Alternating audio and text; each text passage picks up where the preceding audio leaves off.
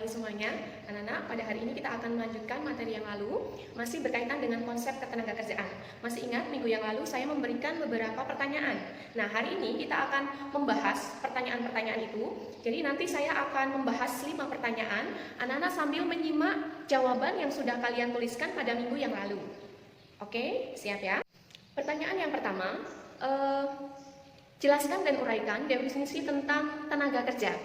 Menurut Undang-Undang Nomor 13 Tahun 2003 tentang Ketenagakerjaan, tenaga kerja adalah setiap orang yang mampu melakukan pekerjaan guna menghasilkan barang dan atau jasa untuk memenuhi kebutuhan sendiri maupun masyarakat. Sedangkan pengertian tenaga kerja secara umum, tenaga kerja atau manpower adalah penduduk yang berada dalam usia kerja, yakni 15 sampai 64 tahun. Jadi siapapun yang berusia 15 sampai 64 tahun, baik laki-laki maupun perempuan, kemudian orang tersebut mau dan mampu melakukan pekerjaan guna menghasilkan barang atau jasa untuk memenuhi kebutuhan sendiri maupun masyarakat, maka dikategorikan sebagai tenaga kerja. Sedangkan angkatan kerja adalah jumlah penduduk yang berusia 15 tahun ke atas yang bekerja maupun mencari pekerjaan.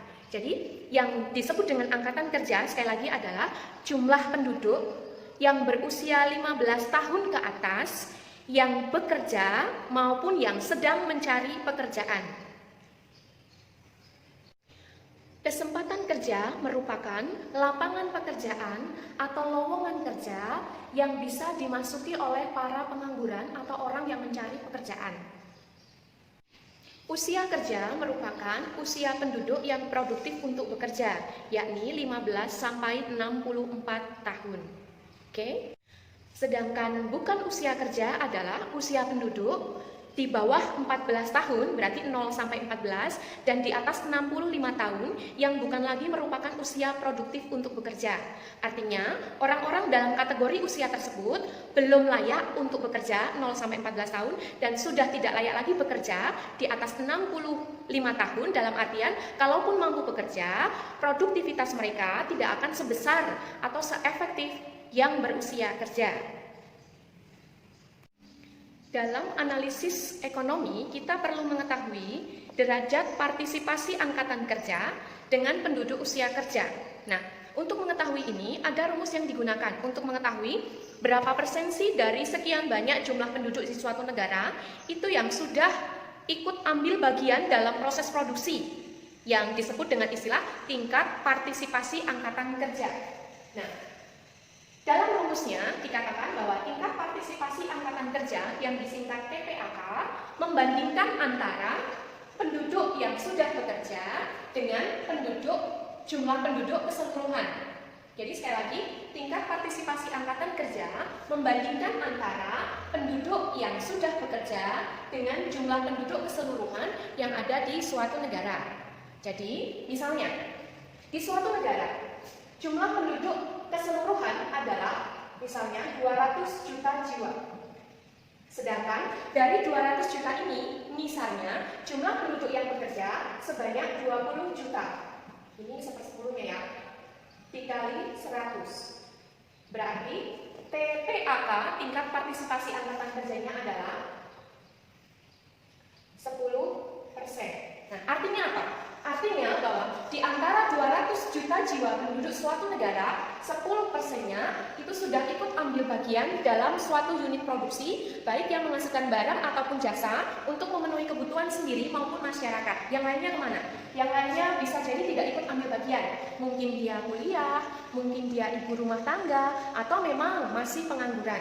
Nah, jadi ada berbagai kemungkinan ketika seseorang itu tidak atau belum bisa melakukan proses produksi untuk menghasilkan suatu barang atau jasa. Jadi bukan hanya menganggur, tapi bisa jadi memang dia tadi dikatakan bahwa memang masih kuliah, masih sekolah seperti kalian. Apakah kalian juga menghasilkan barang atau jasa? Tentu tidak ya. Nah, berarti jika di antara kalian dalam perhitungan ini misalnya, maka kalian menjadi bagian di luar dari 10% itu.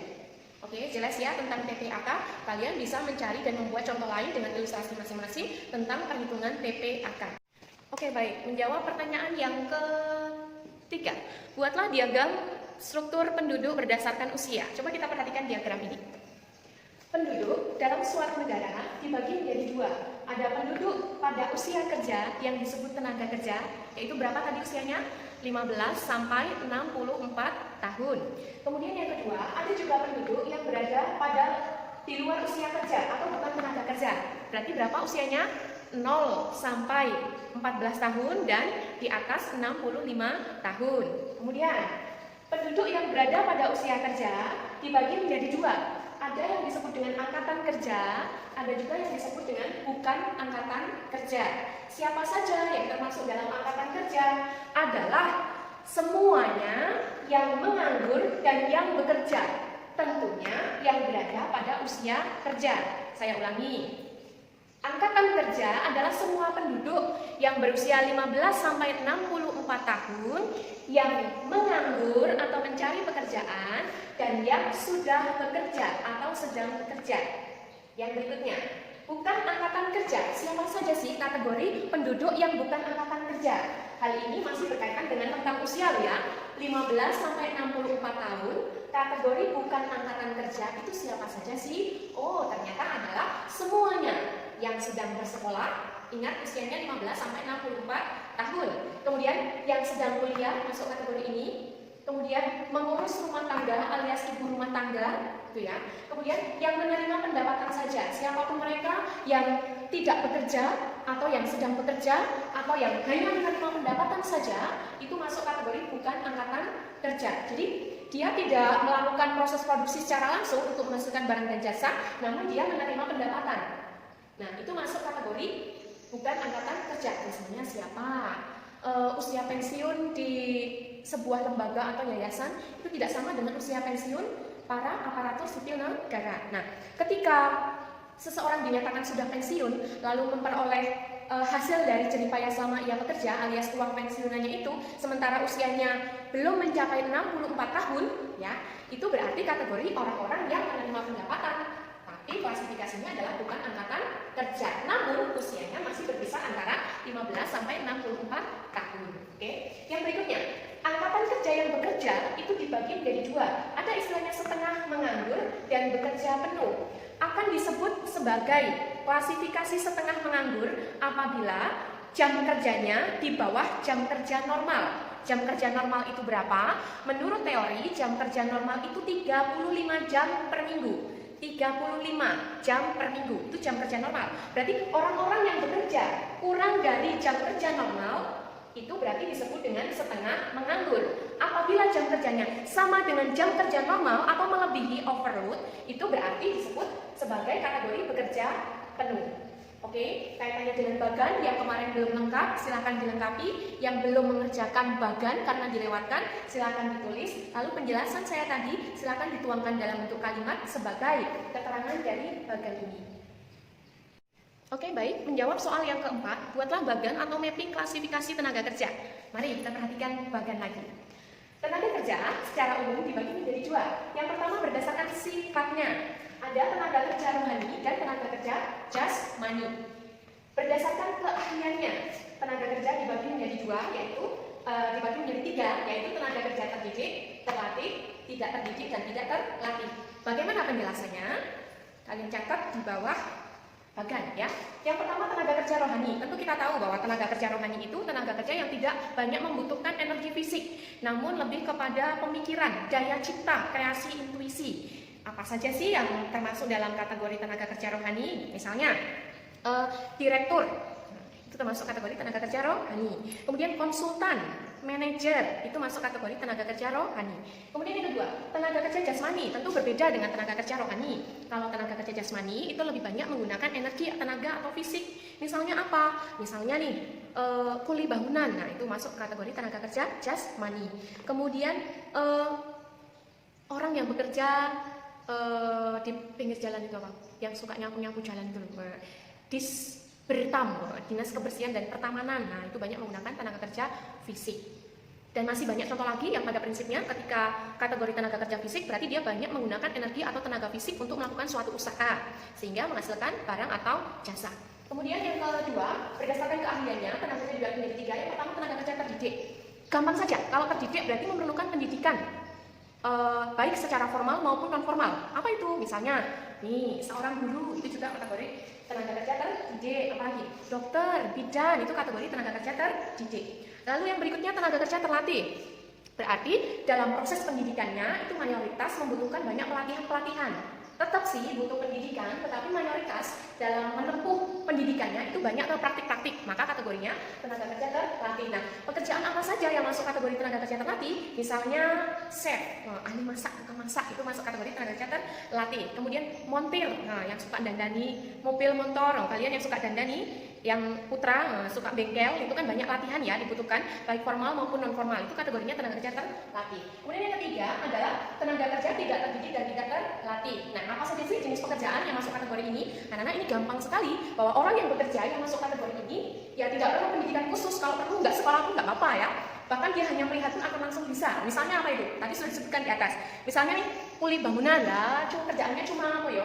Bantu ngangkutin bahan bangunan dari satu tempat ke tempat tertentu. Kan tidak butuh keahlian tertentu ya, tidak butuh pendidikan formal, tidak butuh juga kursus ngangkut batu, itu nggak perlu ya. Kemudian tukang beca misalnya, kemudian buruh pabrik atau pembantu rumah tangga.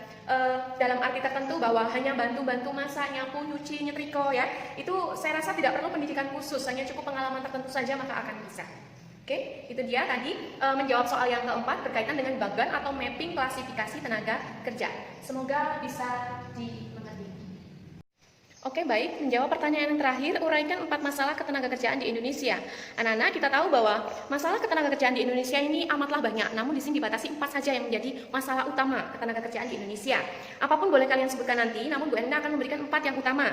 Barangkali kalau kalian sudah menyebutkan yang intinya sama boleh. Yang pertama adalah tingkat pengangguran yang tinggi. Nah, pengangguran tadi dikatakan bahwa orang yang tidak bekerja atau sedang mencari pekerjaan.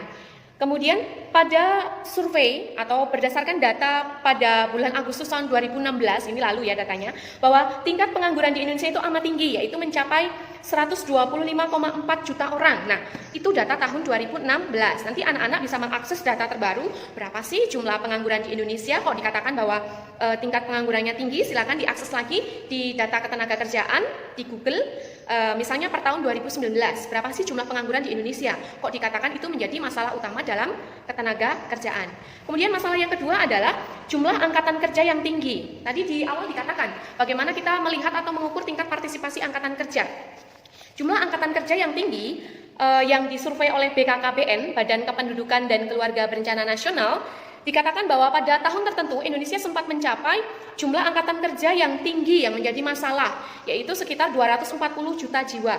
Wah, angkatan kerja yang tinggi yang belum memiliki pekerjaan atau yang belum memperoleh lapangan pekerjaan itu menjadi masalah utama juga. Sebab apa? Semakin tinggi jumlah penduduk, maka akan semakin tinggi pula angkatan kerjanya. Nah, apabila angkatan kerja yang tinggi ini tidak disertai oleh pertumbuhan atau penambahan jumlah lapangan pekerjaan, maka akan menyebabkan tingkat pengangguran yang tinggi. Kemudian masalah yang ketiga adalah tingkat pendidikan dan keterampilan yang rendah. Nah, ini masih menjadi masalah ya, ternyata di Indonesia, di samping negara kita sudah menggalakkan program belajar yang tadinya 9 tahun menjadi 12 tahun, ternyata tentang tingkat pendidikan dan keterampilan yang rendah pun masih menjadi masalah. Berdasarkan data BPS yang dirilis pada bulan Februari tahun 2016, bahwa ada tingkat kecenderungan meningkatnya tingkat pendidikan dan keterampilan yang rendah, yaitu yang tidak tamat SD, itu sekitar 52,4 juta atau sekitar 43,5% dari seluruh penduduk di Indonesia. 43,5% dari seluruh penduduk di Indonesia pada tahun 2016 itu tidak tamat SD. Nah, kemudian berapa orang yang tamat SMP? Yang tamat SMP sekarang sekitar 17,8%.